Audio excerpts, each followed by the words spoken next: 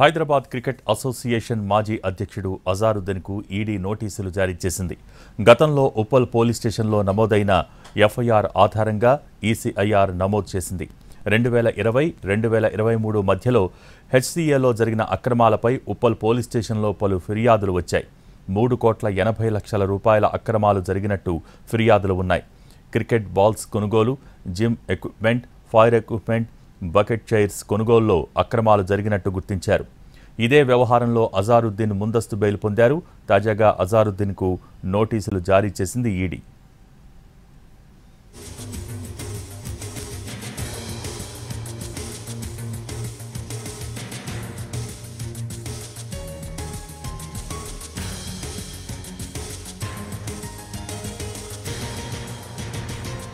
Hyderabad cricket association మాజీ అధ్యక్షుడు అజారుద్దీన్కు ED నోటీసులు జారీ చేసింది. గతంలో ఉప్పల్ పోలీస్ స్టేషన్లో నమోదైన ఎఫ్ఐఆర్ ఆధారంగా ఈసీఐఆర్ నమోదు చేసింది. దీనికి సంబంధించి మోర్ డీటెయిల్స్ మా ప్రతినిధి రవి టెలిఫోన్ లైన్ ద్వారా అందిస్తారు. రవి, హైదరాబాద్ క్రికెట్ అసోసియేషన్ మాజీ అధ్యక్షుడు అజారుద్దీన్ కి ఈడీ నోటీసులు ఇచ్చింది. ఇప్పటికే ఉప్పల్ పిఎస్ లో పలు కేసులు కూడా అజారుద్దీన్ పైన నమోదయ్యి ఉన్నాయి. ఎందుకంటే హెచ్సీఏలో తను ప్రెసిడెంట్ గా ఉన్నటువంటి పీరియడ్ లో 2020 నుంచి 23 వరకు ఈ 3 ఏళ్ల కాలంలో కూడా పలు అక్రమాలకు పాల్పడినట్లుగా కూడా కేసులు నమోదయ్యాయి. ఆ కేసుల ఆధారంగా ఈడీ ఈసీఐఆర్ నమోదు చేసింది.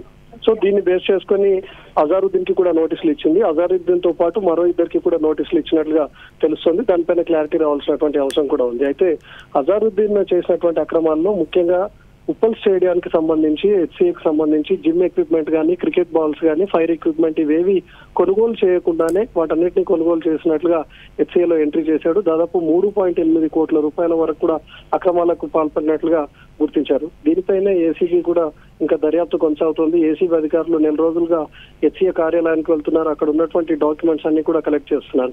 ప్రస్తుతం హెచ్సీఏ అధ్యక్షుడిగా ఉన్నటువంటి జగన్మోహన్ రావు ఉన్నారు. తనను సంప్రదించి అజారుద్దీన్ ప్రెసిడెంట్ గా ఉన్నటువంటి టైంలో ఇలాంటి అక్రమాలు చోటు చేసుకున్నాయి, వాటికి సంబంధించినటువంటి పూర్తి వివరాలు కావాలని కూడా హెచ్సీఏకు రెగ్యులర్ గా వెళ్తున్నటువంటి ఏసీబీ అక్కడ కీలకమైనటువంటి ఆధారాలను కూడా సేకరించింది. ఇప్పటికే అటు ఉప్పల్ పిఎస్ లో కేసులతో పాటు ఏసీబీ కూడా కేసులు నమోదు చేసింది. తాజాగా ఇప్పుడు ఈడీ కేసులు కూడా నమోదయ్యాయి.